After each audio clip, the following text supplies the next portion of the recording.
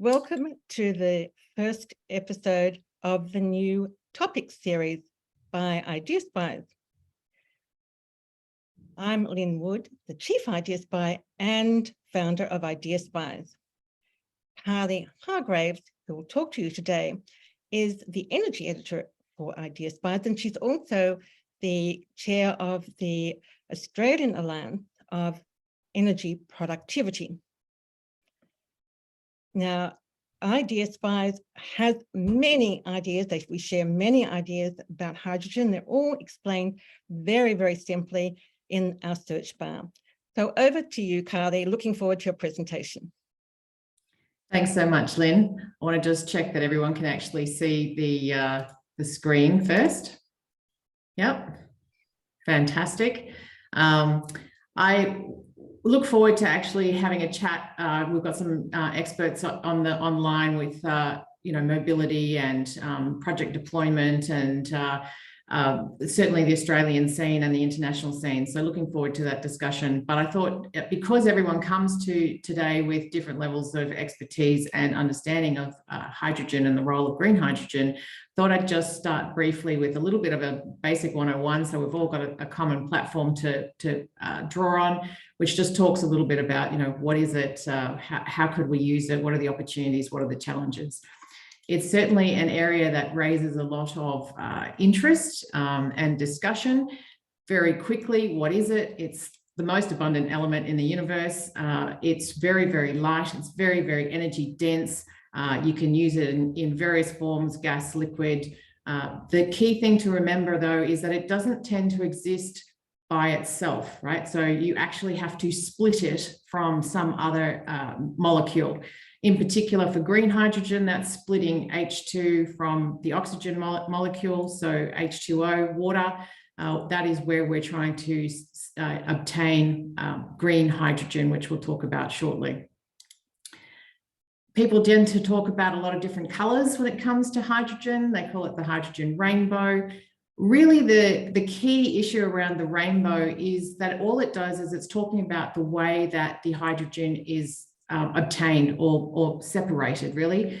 And really, we need to focus on the carbon emission intensity of the human ways that we actually split hydrogen. So green hydrogen is what we're talking about, which is, when you actually use green hydrogen and burn it, there's no emissions, and that's fantastic. And you're using renewable energy to actually split the water. Hydrogen is actually available already at an industrial scale globally, but it's at the other end of the emission intensity spectrum, which is the grey hydrogen. So the bulk of hydrogen that's used in the world today is produced using natural gas and or coal, which is the brown hydrogen. A lot of people talk about blue hydrogen, which is capturing the carbon emission from either brown or grey hydrogen. But really the aspiration, of course, that we're talking about today is green hydrogen. So rainbows is the how, but really what we want to focus on is the level of emission intensity for the hydrogen that's produced. So when you actually produce green hydrogen, lots of potential uses, as I said, on the left there, you've got the renewable energy going into the electrolyzer, and then you can actually produce hydrogen for a range of different things.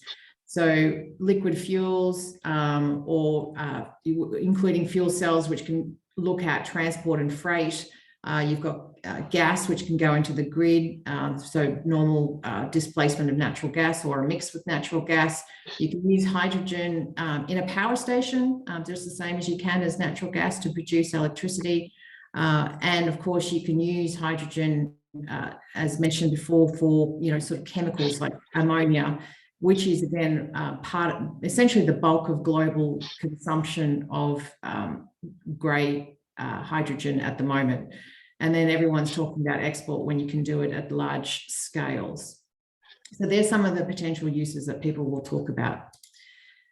Why do we need green hydrogen? Again, there's you get the sort of the range of, green hydrogen is going to save the world, to everyone else saying it's just a waste of effort because you should just electrify everything and not worry about it. That's too simple. You can't actually electrify everything. There's some use cases both now and potentially well into the future where Electricity is not going to actually solve the problem, is not going to be useful, in particular chemical production. So again, you talk about fertilizers, but explosives, plastics, synthetic fibers, those sorts of things where you're using hydrogen as a chemical feedstock. Really high temperature industrial processes at the moment. We need hydrogen to help us in very high temperature areas, or natural gas for very high temperature areas, or other fossil fuels. And at the moment, green electricity is not getting to those high temperatures that we need. And even that includes some things like food manufacturing, where you obviously need to heat, dry, and sanitize. Heavy vehicle transport, again, at the moment, batteries are taking up a lot of space, for example, in heavy freight, and wherever you take up the space, you can't put the freight. So this is not a good thing. So there's a number of reasons why hydrogen looks like a better solution for heavy vehicle transport, and of course long-term storage. So electricity at the moment is challenging around long-term storage. So this is where you think about natural gas in Iona caverns in Victoria, where you want to be putting lots and lots of gas for future use when you have some sort of shortage. Current global demand for hydrogen, as I said, it is something that the world has been using for a long time. It's about 90 million tonnes annually.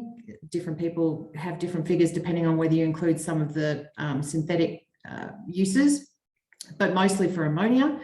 And one of the things to remember about that is that if you just look at the national emissions from the current global demand for grey hydrogen, it's actually equivalent to the combined emissions of the UK and Indonesia, according to the IEA. So it is significant in its own right and its current usage, and demand for those sorts of fertilizers, explosives, plastics, synthetic, etc., expected to grow by 40% before 2050. So clearly there's a very, very strong demand.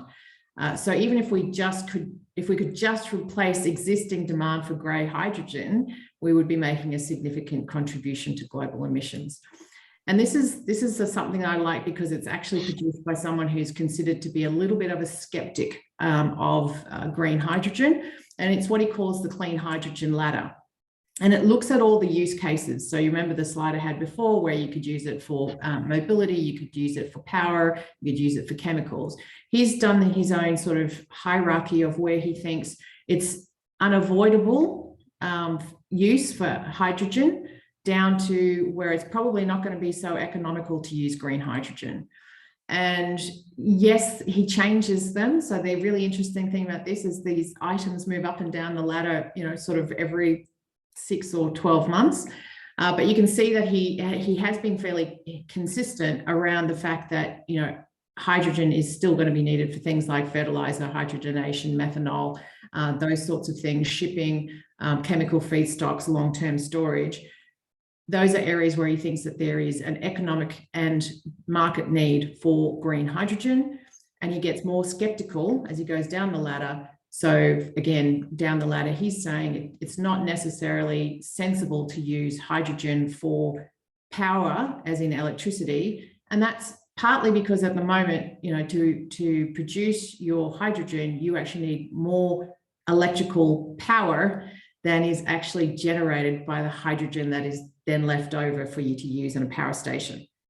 I was quite circular, but basically per kilo of hydrogen takes more energy than the energy that you'd release when you try to generate the electricity.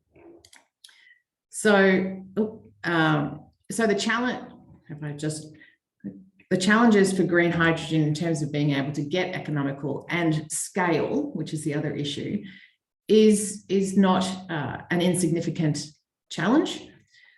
You've basically got an issue around how much renewable power can you actually scale up and in what speed. And I'm sure some of the others on the line will have some opinions on that. But for example, for those of us focusing just on Australia, AEMO has already said that, we need sort of 9 times the current large-scale solar and wind grid if we're going to reach net zero.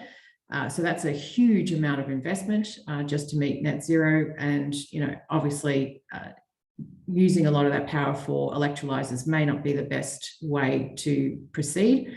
You also need water supply, and that goes with social license. So you don't want to be using potable water if you can avoid it. But then, of course, if you have to treat it or clean it, then that adds to the cost and difficulty around producing cost-effective green hydrogen.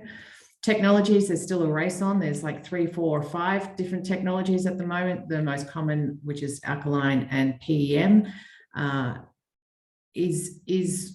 they're having a race around efficiency levels and cost levels and scalability. But again, you know, depending on who you're talking to, they're saying that somewhere between 10 and 11 times the current global capacity for manufacturing of electrolyzers is required to help us meet global demand for green hydrogen. And then in storage, transportation and distribution, you've got issues around, you know, how do you actually transport this safely without losing it, because it's really small molecules and it escapes and can make things brittle. And then how do you manage that safely and consistently and on scale? At the moment, for example, there's only one shipping vessel that I'm aware of that is actually able to transport liquefied hydrogen. So, you know, when you've got 55,000 merchant vessels plying around the world, one ship that can carry a load of liquefied hydrogen obviously needs to scale up pretty quickly.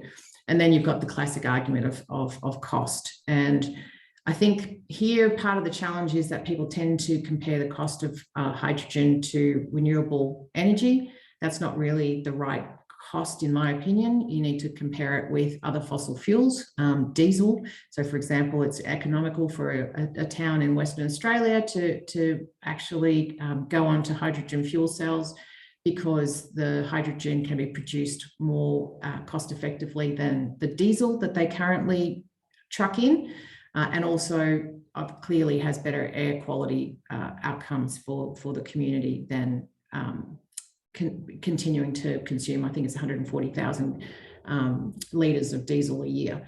So you've actually got to be careful about what you're comparing it to, and also what the other benefits are. And with most of the discussions around, you know, it's going to take till 2030 for us to get below that sort of $2 per kilo price tag.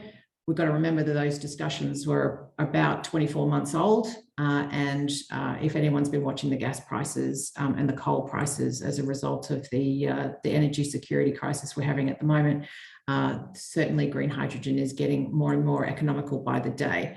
But that's just some of the challenges.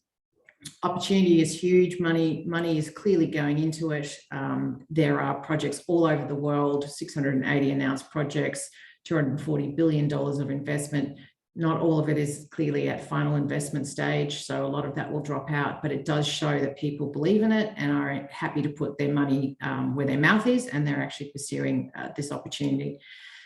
And therefore, that gives me great sort of optimism, I guess, that we're actually going to be getting some traction on green hydrogen. And in IdeaSpies, I certainly keep an eye out for all sorts of interesting things across the entire supply chain, including some recent work out of the Uni of New South Wales around a hydrogen injection into a diesel engine, so you don't have to retrofit the entire trucks.